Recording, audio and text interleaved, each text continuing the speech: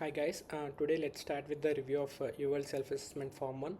In this form I haven't included all the important points. I just included very few things.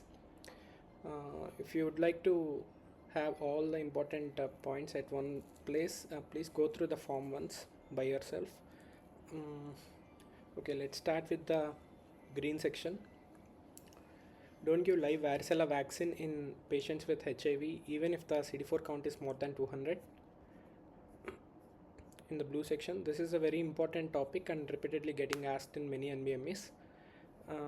This is about the prevention of aspiration in hospitalized patients.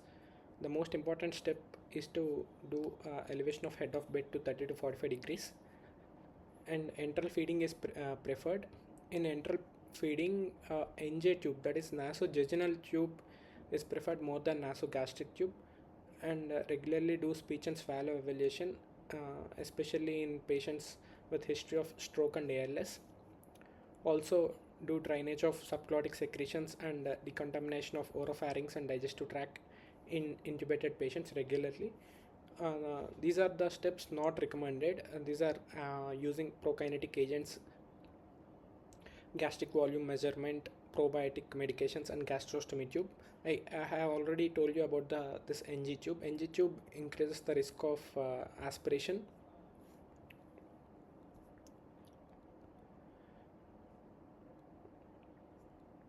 Okay, next one, about the central line catheter. This is also like repeatedly asked question. Mm, Patient has a central line catheter for 48 hours, and there are features of sepsis, but there is absence of fever and other catheter abnormalities like erythema purulence around IV sites. But still, you have to have a suspicion of sepsis. Uh, Collect blood cultures followed by empirical antibiotics. Gastric bypass surgery, most important complication is gallstones. Coming to the orange section, this is the rash differentiation between HSP and Lyme. Purpura in HSP is non-blanching. On buttocks and legs it is usually present. Rash in Lyme is blanching on the bite site. This is erythema migrans. And the most important prognostic factor in astrocytoma is degree of anaplasia. Pseudogout diagnosis is arthrocentesis. Use a rhomboid crystals, positively birefringent, and the treatment is usage of NSAIDs, intraarticular steroids, and aspiration for prompt relief. Coming to the uncolored section, don't remove more than 1.5 liters in paracentesis at once. It can lead to hypovolemic shock. Vesicles on uvula, soft palate, and tonsillar pillar. This is usually a reassuring case. The diagnosis here is herpangina. The difference between central cyanosis and peripheral cyanosis. In central cyanosis, SpO2 decreases, whereas in peripheral cyanosis, SpO2 is normal. This is again a repeatedly asked question in NBMEs. This is about the spontaneous bacterial peritonitis. In the peritoneal fluid, if the leukocyte count is more than 250, neutrophil count is more than 250, then it should be diagnostic of spontaneous bacterial peritonitis. Patient usually presents with symptoms of fever, confusion, and this is has history of cirrhosis. Pressure ulcer management. Place pillows under both legs to reposition the pressure regularly. Most common complication of TPN, blood infection from the catheter site.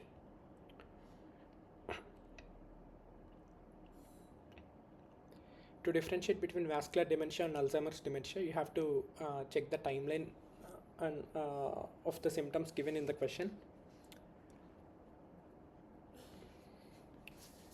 Macroovelocytes with hyposegmented neutrophils is myelodysplastic syndrome versus macroovelocytes with hypersegmented neutrophils is megaloblastic anemia.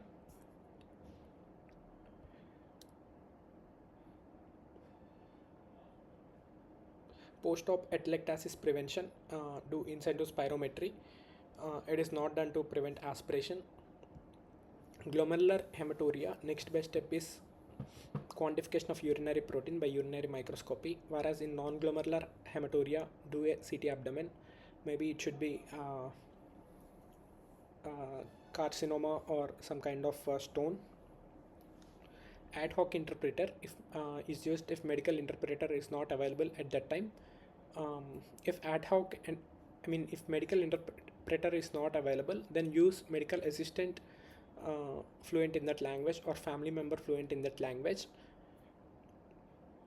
physician partial in that language, but never use children if the children like less than 18 years. Reactive thrombocytosis is seen in infection, malignancy, and recent surgery. Try to differentiate, you have to differentiate between absent seizures and temporal lobe epilepsy. This is again a repeatedly asked question. Osteomyelitis has a localized pain, whereas vaso-occlusive crisis has a diffuse bone pain. Post rhabdomyolysis, it has a hyperkalemia. Loss of palpable radial pulse on inspiration, that is pulsus paradoxus. Treatment of CLL, rituximab, it targets CD20. Pull test is positive in Parkinson's spectrum. UTI is symptoms plus sterile pyuria. Think of chlamydia. Thank you.